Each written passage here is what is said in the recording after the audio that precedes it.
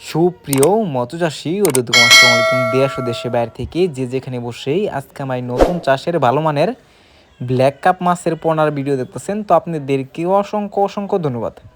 তো চাষি ভাইরা, মূল ভিডিও শুরু করার আগে ছোট্ট একটা রিকোয়েস্ট, ভিডিওটা কেটে কেটে দেখবেন না, সম্পূর্ণ ভিডিও দেখবেন, নাইলে বুঝতে পারবেন না ব্ল্যাক কাপ মাছ কীভাবে চাষ করতে হয় খাবার ছাড়া, আর ব্ল্যাক কাপ মাছ কীভাবে দেখে শুনে ক্রয় করবেন। অনেকে ব্ল্যাক কাপ নিয়ে প্রতারিত হচ্ছি, ওর ক্রস ব্ল্যাক কাপ নিয়ে।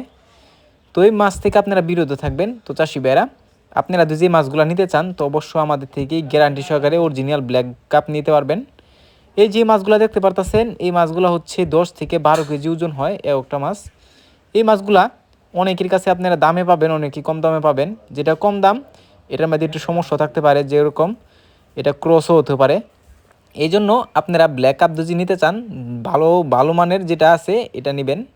তো আমাদের থেকে নিতে চাইলে অবশ্যই আপনারা গ্যারান্টি সহকারে পাবেন। যে মাছগুলো আপনারা চাইলেও আমাদের ঠিকানাতে আইসাও নিয়ে যেতে পারবেন। দেখেন কত সুন্দর লাগতেছে ব্ল্যাক কাপ মাছের পোনা। এটা হচ্ছে অরিজিনাল ব্ল্যাক কাপ মাছের পোনা। আপনারা ধারা দেখেই বোঝা যাচ্ছে এটা কালো। এটা যত দিন যাবে তত খালি কালো হবে। ব্ল্যাক কাপ কিন্তু কালো থাকে। অনেকে চিন্তা করেন যে ব্ল্যাক কাপ নিয়ে কীভাবে চাষ করবে, ব্ল্যাক কাপ নিয়ে কী খাবার দিব।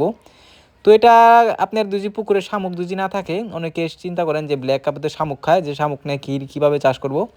আপনারা খোল খাওয়াতে পারেন, এর পাশাপাশি আপনারা এই দানা খাদ্য আছে যেটা ফিট 0.5 আছে, এটা খাওয়াতে পারেন, বা পাউডার ফিটও খায়।